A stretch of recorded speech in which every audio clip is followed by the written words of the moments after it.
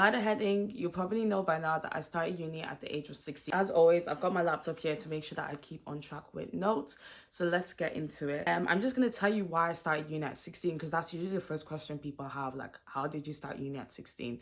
Of course, I have to disclose I am Irish, born and raised, and that means the education system's a little different. Obviously, things have changed since when I started school, but when I did start my education in what we would call, junior infants, which is like, I guess, before you go into first year of primary school, you have those 2 years in kindergarten or whatever other people may call it.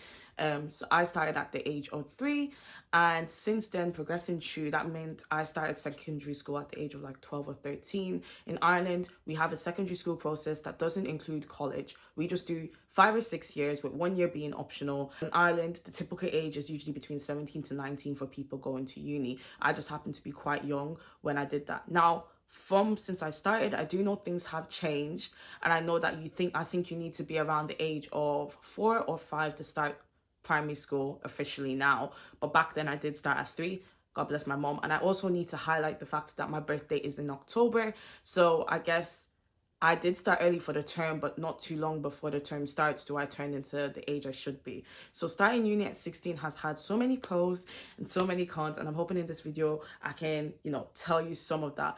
Obviously, stating the very obvious, I have got a very early start to my career. I was 16 when I started uni, which means by the time I was 19, I was graduating from my undergrad, and by the time I was 20, I had finished my master's. I am currently now 21. I am working a senior executive role. I have completely finished with education for now.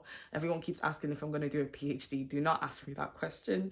And I'm currently 21, working, and I will graduate from the master's I have completed in like 2 months' time. And my birthday was last month. So yes, I just want to thank God first of all, because couldn't have done it without him. But yes, let's get into the pros and cons. The pros, I think, was my mindset was forced to mature very quickly. As much as that's a pro, there's a con to it, which we'll probably talk about later. But my mindset has developed so much because I've always been around older people.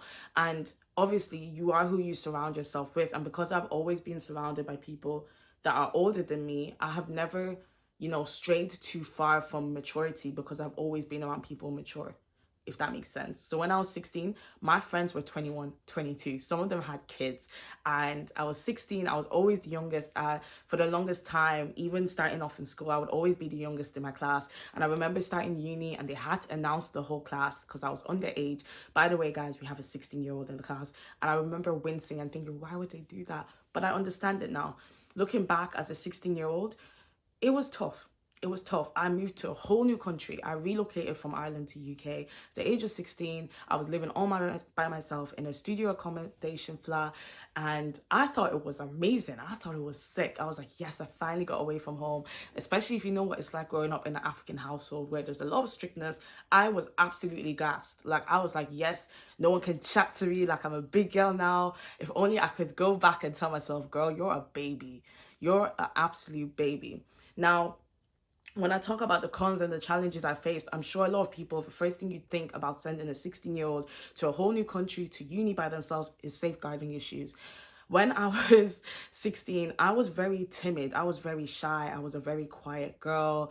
I was very slow to say no. Things like that. And that's simply because I grew up in an African household. And as you know, in an African household, you're not really raised to say no, especially when you have an elder speaking to you. It's always yes, yes, ma, okay, sorry, sir. Do you know, that kind of a thing? But I think the process I went through when I was 16 did help me to get my voice, because now today I have my voice, and I would stand on what I feel. I will stand on what I want to do. I will stand on my opinion, and no one can take that away from me. But when I was 16, that was a journey I had to go through, and as a result that meant that a lot of the times I was wasting money that I just didn't need to waste on friends or people around me.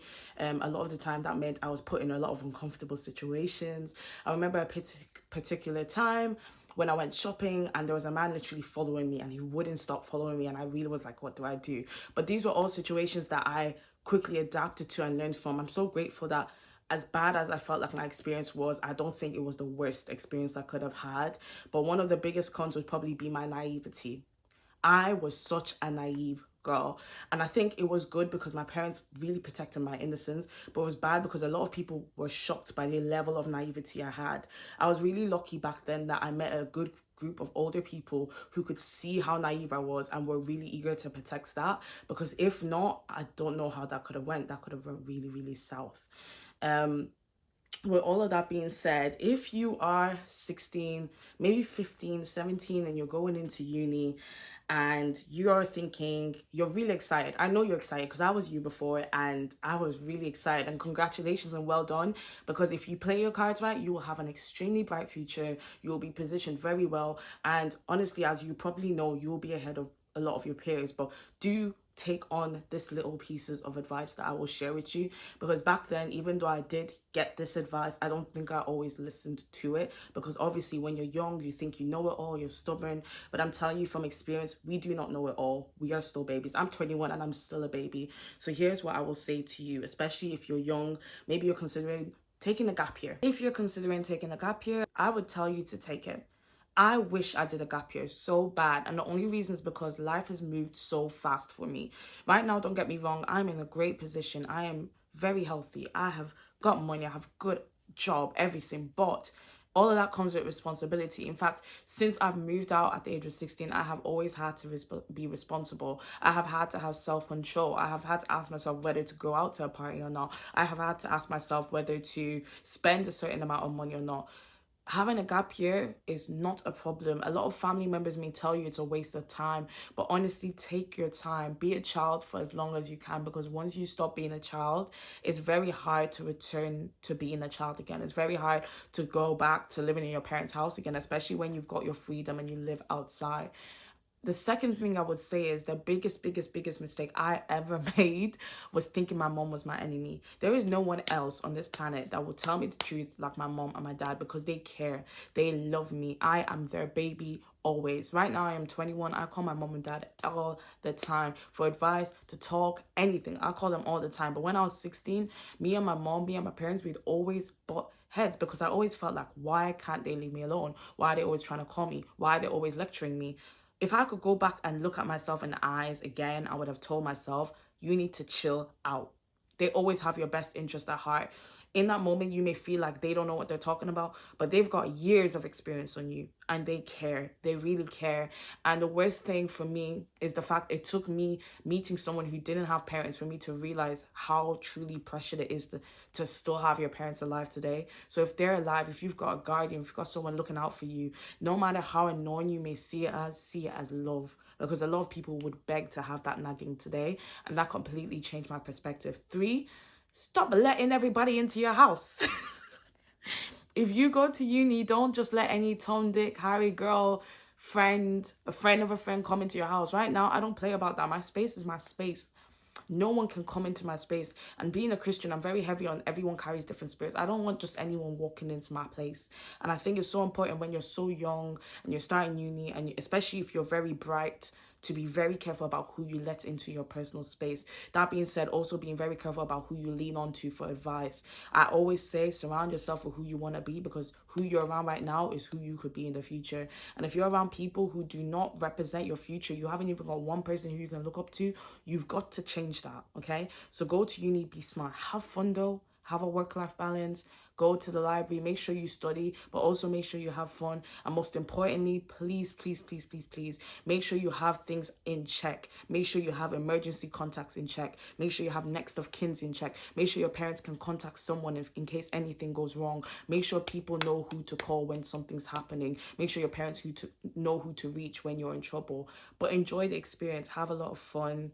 I know I really enjoyed it. I'm really happy. Even though a lot of things may have went wrong, I'm so happy I went to uni young, and I wouldn't change it for the world. I am enjoying life right now. 4 years later, after doing an undergrad and a master's, I'm full of joy and gratitude to God, because everything is just falling into place. And it will fall into place for you too. So congratulations if you're thinking of going to uni, or if you've already got your spot. And congratulations if you decide to do a gap year. But all I do know is I hope you have a fantastic year, next few years, whether that's in uni, whether that's taking a gap, whether that's whatever you decide to do. Enjoy it. So thank you so much, guys, for watching. Don't forget to comment, like, and subscribe. And as always, you can always reach out to me on Snapchat, Instagram, or my LinkedIn. Have a great day. Bye.